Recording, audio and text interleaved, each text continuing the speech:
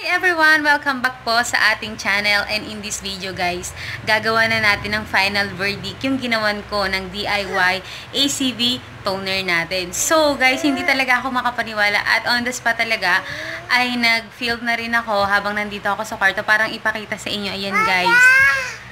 Diba? Talagang at napansin ko dito sa aking ginawang toner na to ay na-lessen din yung aking oily face. Kasi sobrang oily guys ng mukha ko at hindi ko talaga alam kung paano minsan kahit kaliligo ko lang tapos gumawa lang ako ng konti, nag-oil up na agad ako. So, ito na nga ang apple cider vinegar toner natin. Kung gusto niyo guys mapanood yung aking mixture kung paano ko ginawa ang aking DIY toner, just keep on watching.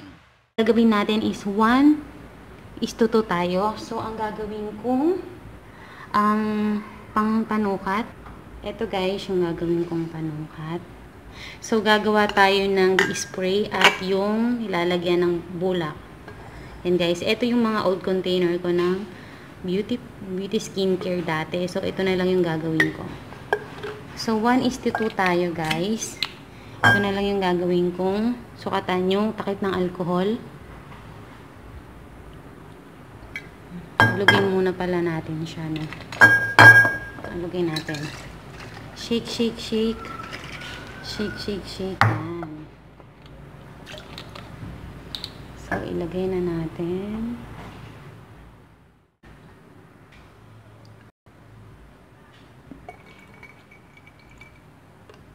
Yes! So, meron na tayong mixture ng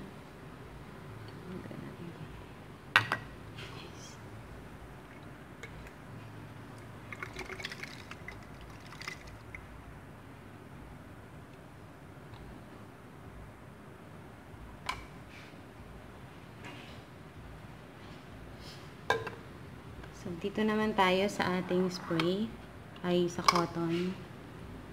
Ganito na lang gawin nyo guys, mas madali lang para hindi tumapon.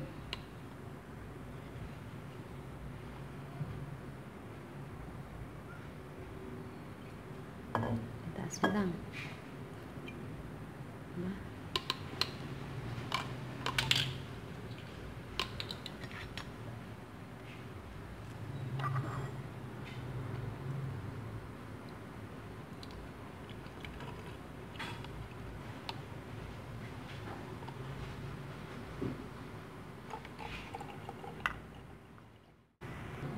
So, ito na siya guys.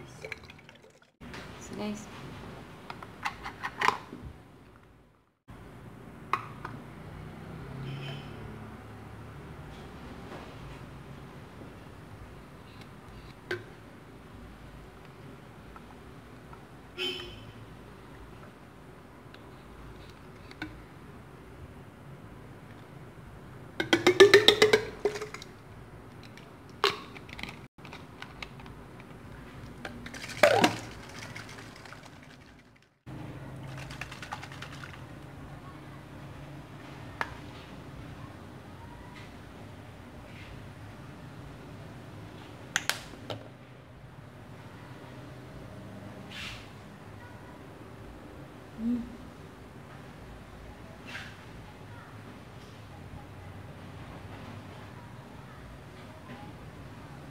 May suka.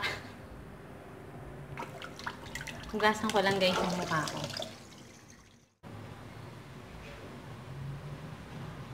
Subukan naman natin yung spray, tapos hindi natin siya gagamitan ng bulak kasi may ano nga to, aloe vera. Ito naman kasi guys, sobrang amoy na amoy yung suka niya. At ito naman yung may aloe vera. So ito gagawin natin. Close nyo lang yung mata nyo guys, huwag kayong didilat kasi may suka nga ito.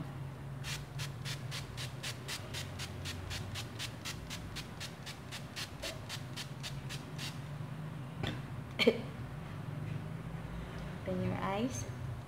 Yan. I-massage nyo sa face nyo guys kasi parang mas maganda yung may spray kasi para talagang na-absorb ng skin natin yung ating ginawang toner. So, yung amoy niya is mas mild kasi nga meron siyang aloe vera. Ayan. So, mas gusto ko tong ini-spray. Pero make sure guys na hugasan nyo muna yung mukha nyo bago kayo mag-spray. Kasi unlike dito, nagagamitan natin siya ng cotton. Medyo nalilinis siya. So, yan ginawa ko. Nag-cotton muna ako. Tapos, hinugasan ko din naman para hindi masyadong maano yung mukha natin. At sinubukan natin itong with aloe vera. Yan guys. So, tignan natin ng ilang araw kung matutuyo ba ang aking breakouts. Good morning guys! Good morning Good morning! So, day 2 na tayo guys ng paglalagay natin ng ating DIY apple cider vinegar. Ayan, nakita nyo ba yung difference niya nung una guys? Sobrang pulang-pula niya at sobrang laki. So, maglalagay na ulit tayo. Ang ilalagay ko yung walang halong aloe vera gel. Ayan, kasi ito yung ginagamit ko guys Tapos, nag-wash na rin ako ng face ko bago kayo mag-toner. Naglalagay ako nito pag nakikita kong oily face ako. Yan guys. Day 2 pero grabe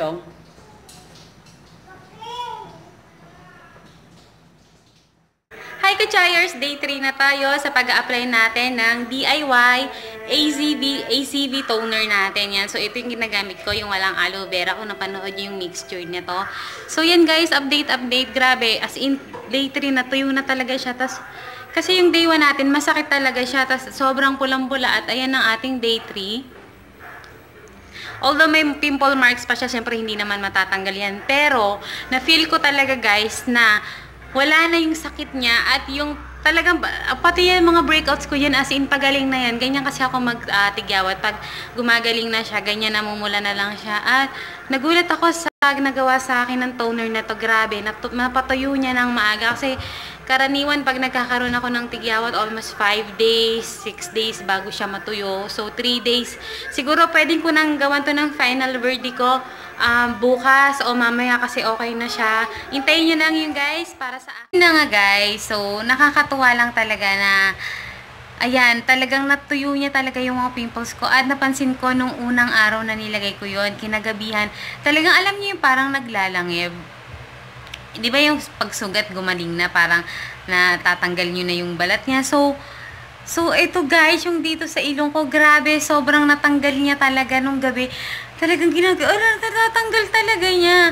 Ang paglalagay ko nito guys, pag ano ako tingin ko oil up na yun, nag-oil up na ako, naglalagay ako ulit tong toner. Minsan nag-i-spray ako. 4 times to 5 times a day ako naglinis. Kasi nga ganun talaga ka oily ang aking face. So far, so good na talagang napatunayan ni ACV toner ko na okay siya. Kasi ang apple cider vinegar guys is para din siyang astringent na nagpapawala din ng mga blemishes, yung mga dead skin natin dyan, tinatanggal niya. Tapos, pwede rin siyang mag-function as a toner din natin, katulad ng ginawa ko. Ang apple cider vinegar, guys, pwede yan kahit anong all types ng skin natin, oily, sensitive, normal, kahit ano guys, kasi ang ACV guys ay binabalik niya yung normal pH level sa skin natin, kaya hindi ito nagda-dry. Ayan guys, tumayo na ako para naman. Kasi hindi ko na mapigilan mag-film nang nakita ko nung nakahiga ako. Bakit hindi ko na gawin yung final verdict ko dito. Guys, matutulungan kayo nito. Tapos, alam nyo yung safe pa siya. Alam nyo kung ano yung ginawa. So, kung napanood nyo yung aking mixture dyan guys, sundin nyo lang yun. Pwede din nyo din siyang lagyan ng aloe vera gel. Para naman kasi pag puro lang siya, oh my god, talagang amoy na amoy suka yung mukha nyo. Kaya yung isang ginawa kami spray, nilagyan ko siya ng nilagyan ko siya ng aloe vera gel. Kaya medyo na normal yung amoy niya, medyo bumango siya ng konti. Huwag nyo nang huwag nyo nang pansinin yung amoy ng apple cider vinegar. Kasi ganun talaga yung kanyang amoy. Well, nakakatulong naman yan kung paano kayo mapapaganda, kung paano mawawala yung mga problema nyo sa mukha. So far, ako okay ako sa kanya. Look, tingnan nyo guys. As in, hindi ako naglagay ng kahit anong powder. Nagkonti lang ako ng, lip tint. Tapos, yun lang para makita nyo kung ano nga. Tingnan nyo guys. As in, natuyo siya talaga. Grabe, wala pang 3 days na kasi siya, pero kalahati lang siya ng 3 days. Okay na siya. Sobrang, makikita nyo yung mga clip ko dyan na gagawin, guys, para makita yung day 1 to hanggang day 3 natin. So, grabe talaga, guys. Sobrang, ito na talaga yung gagawin kong palagi kong toner, guys. So, lang, guys, wag nyong gagawin or wag nyong ididirektang i-apply yung ACV sa mukha nyo nang hindi nyo hinahaluan ng tubig. Purified water or distilled water ay okay na yon. Wag nyo ididirekta sa mukha nyo yung apple cider vinegar kasi masusunog yan. Kaya guys, wag nyo ididirekta i-apply yun, ha? Sana ay nabigyan ko kayo ng idea kung paano gamitin ang apple cider vinegar DIY toner natin. At kung nagustuhan mo tong video na to, meron naman ako isa yung favor. Please subscribe to my channel, guys. And like this video. Pwede mo rin itong i-share sa mga kaibigan mo para naman malaman nila kung paano talaga itimpla ang apple cider vinegar toner. Sa mga may mga blemishes din dyan, guys, pwede rin to. Yun lang, and have a wonderful day, guys. See you on my next video. Bye! God bless!